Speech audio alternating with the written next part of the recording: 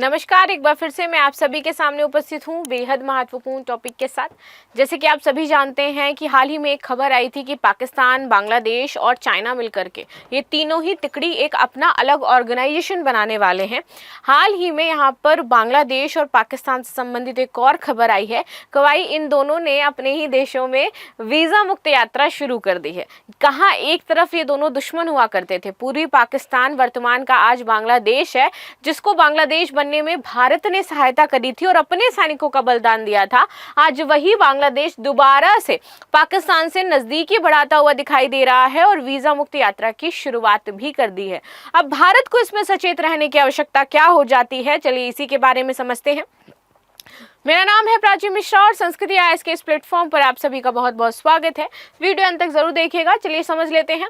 मोहम्मद यूनुस ने आईएसआई के लिए खोला बांग्लादेश का दरवाजा, यानी कि अब दोनों ही मिलकर के आतंकवाद को बढ़ावा देंगे, उसको जन्म देंगे, क्योंकि बांग्लादेश ने ये जो कर रहा है ना धीरे धीरे कि वो पाकिस्तान के साथ वीज़ा मुक्त यात्रा शुरू कर रहा है, अफगानिस्तान के लोगों के साथ संपर्क बना रहा है।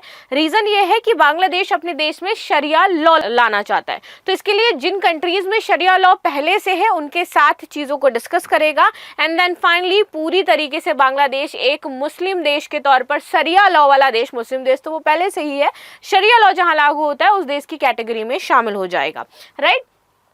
हाल ही में बांग्लादेश और पाकिस्तान के बीच एक नया राजनयिक समझौता सामने आया है, जिसके तहत पाकिस्तान और बांग्लादेश इनमें राजनयिक और आधिकारिक पासपोर्ट जो धारक हैं वो वीजा मुक्त यात्रा पर सैद्धांतिक सहमति रखते हैं, आपस में आ जा सकते हैं। ये समझौता न केवल द्विपक्षीय जो संबंध हैं उनको नया मोड़ देगा, बल्कि कहा जा रहा है कि ये भारत की सुरक्षा के लिए चिंताओं को जन्म भी दे देगा, क्योंकि अभी तक तो ये रहता था कि भैया जो आतंकवादी घुसपैठ है उतनी ज़्यादा देखने को नहीं मिलती थी, नेपाल बॉर्डर के थ्रू चीज़ें होकर के जाती थी वीज़ा वगैरह का, क्योंकि भारत के साथ ऐसा कुछ लेना देना नहीं है नेपाल का।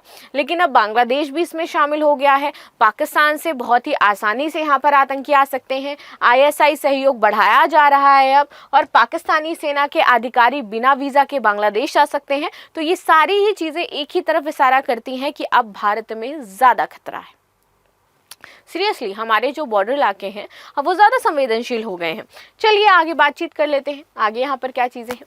ढाका में एक उच्च स्तरीय बैठक हुई थी अभी हाल ही में, आपको याद हो तो हेनले पासपोर्ट रैंकिंग आई है, जिसमें भारत ने 77th प्लेस हासिल किया है। 8 स्थानों की बढ़त जो है वो उसने ली है, छलांग लगाई है, ठीक है। वर्तमान में ये 77th प्लेस पर आ जाता है, ठीक है। तो ढाका में वार्ता के दौरान ये ऑफर दिया गया था और ये एक राजनयिक सम्मान के तौर पर देखा जा रहा है कि दोनों ही देशों ने दोनों देशों के नागरिकों के लिए वीजा फ्री यात्रा शुरू करी है।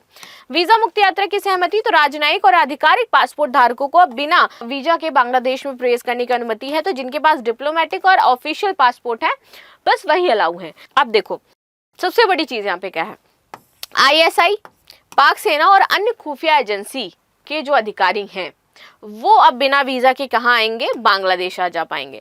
सहयोग के अन्य पहलू, संयुक्त समिति का गठन, दोनों देशों ने सहयोग को संस्थागत बनाने के लिए एक संयुक्त समिति बनाने पर सहमति जताई है।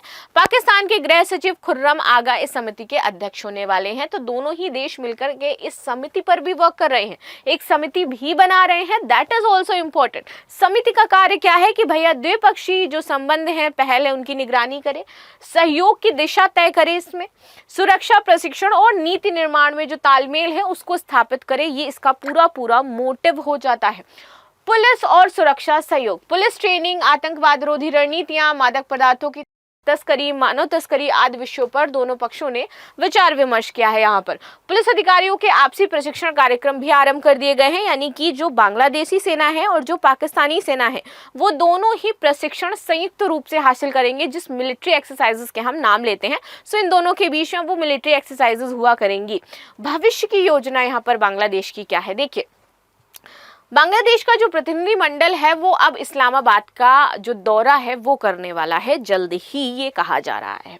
बांग्लादेश का एक उच्च स्तरीय प्रतिनिधिमंडल जल्द पाकिस्तान जाएगा, जिसमें वो सेफ सिटी प्रोजेक्ट यानी कि निगरानी प्रणाली और डिजिटल पोस्टिंग मॉडल का अध्ययन करेगा।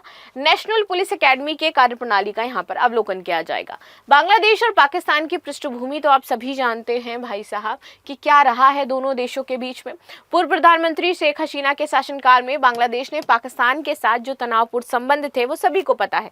1971 के युद्ध के बाद पाकिस्तान की माफी नहीं मांगी गई थी। यहाँ पर हसीना जी ने कहा था कि 1971 में जो नरसंहार किया गया है पाकिस्तानियों के द्वारा वो हम कभी नहीं भूल सकते, और इन्होंने तब से जो वीजा मुक्त यात्रा है वो सब कुछ रद्द कर दिया था। संबंध भी स्थापित नहीं थे बहुत अच्छे बांग्लादेश के साथ, क्योंकि बांग्लादेश के संबंध उस समय भारत के साथ अच्छे हुआ करते थे, क्योंकि वो समझती थी कि भैया बांग्लादेश जो है उसने भारत के कारण ही यहाँ पर स्वतंत्रता हासिल करी है। लेकिन अब जब से यूनुस जी आए हैं उन्होंने सारी चीज़ें भुला दी हैं, नया दौर शुरू करना चाहते हैं वो, जो कि नो डाउट उनके लिए हानिकारक होने वाला है। आज नहीं तो कल वो शायद उन्हें वो चीज़ें समझ में भी आएंगी। राजनयिक गतिविधियों पर निगरानी। पाकिस्तान के राजनयिकों और दूतावास की गतिविधियों पर कड़ी निगरानी और सीमाएं लागू थी जो बांग्लादेश पहले पाकिस्तान के ऊपर करता था। कई पाक राजनयिकों को गैर राजनयिक गतिविधियों में शामिल होने के आरोप में देश छोड़ने को भी कहा गया था। व्यापारिक और सुरक्षा प्रतिबंध। पाकिस्तान का सामान बांग्लादेश से सीधे नहीं आ सकता था, ये प्रतिबंध लगा हुआ था पहले जब शेख हसीना का टाइम था, तो ये सारी चीजें थी। पाकिस्तानी संगठनों को एनजीओ और पंजीकरण का जो राजनीतिक संपर्क है इसकी अनुमति नहीं थी। इन सबके चलते पाकिस्तान और बांग्लादेश के संबंध संदेहपूर्ण बने रहे थे। बदलाव की शुरुआत तो जब से यूनुस सरकार के कदम पड़े 2023 से सत्ता में और शेख हसीना जी गई, तख्ता पलट हुआ, तब से यहाँ पर बदलाव देखने को मिला कि व्यापारिक प्रतिबंधों को शिथिल किया गया है, राजनयिक संबंध फिर से बहाल किए गए हैं और सुरक्षा सहयोग पर विचार विमर्श चल रहा है। इससे कहा जा रहा है कि भारत और बांग्लादेश के बीच की जो सीमाएं वो खुली और लंबी हैं, वहां पर ज्यादा चीजें नहीं है, निगरानी नहीं रखी गई है अभी तक, क्योंकि हमारे संबंध बेहतर थे, सीमा कोई विवाद था नहीं। लेकिन अगर इन्होंने छूट दे दी है कि आईएसआई अब आ सकता है बिना वीजा के, तो उसकी सक्रियता बांग्लादेश में बढ़ेगी और नो डाउट उसकी सक्रियता फिर कहाँ है, हमारे जो बॉर्डर इलाके हैं वहां पर बढ़ जाएगी, जो कि हमारे लिए खतरा पैदा करेगी। ये पाकिस्तानी एजेंसियां वहां स्थापित होती हैं जो भारत के विरोधी जो साजिशें हैं वहां से आसानी से अंजाम दे सकते हैं। भारत बांग्लादेश सहयोग को झटका। भारत बांग्लादेश का एक रक्षा समझौता था, वो उसको झटका लगा है। जल बंटवारा, सीमाई निगरानी, इन क्षेत्रों में गहरी साझेदारिता थी जो कि अब साइडलाइन कर दी गई है। नई सरकार की नीतियां भारत की रणनीतिक जो गहराइयां हैं उनको प्रभावित कर रही हैं। बांग्लादेश और भारत की रणनीति जो मोहम्मद यूनुस सरकार है वो बांग्लादेश की विदेश नीति को मल्टीपोलर बैलेंसिंग की ओर मोड़ रही है, जिससे चीन और पाकिस्तान की भूमिका बढ़ाई जा रही है।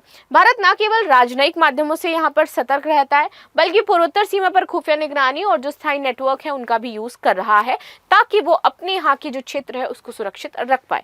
इस पर आप सभी की क्या राय है मुझे जरूर बताइएगा। लास्ट में there is a question that हाल ही में पाकिस्तान बांग्लादेश के बीच किस प्रकार के पासपोर्ट धारकों के लिए वीजा मुक्त यात्रा की सैद्धांतिक सहमति बनी है? सामान्य नागरिक, व्यापारिक पासपोर्ट धारक, राजनयिक और आधिकारिक पासपोर्ट और केवल सैन्य अधिकारी। सो ये थी न्यूज जो हमने डिस्कस करी। मिलते हैं नेक्स्ट क्लास में, तब तक के लिए धन्यवाद। लाइक शेयर सब्सक्राइब करना बिल्कुल भी ना भूलें and thank you so much.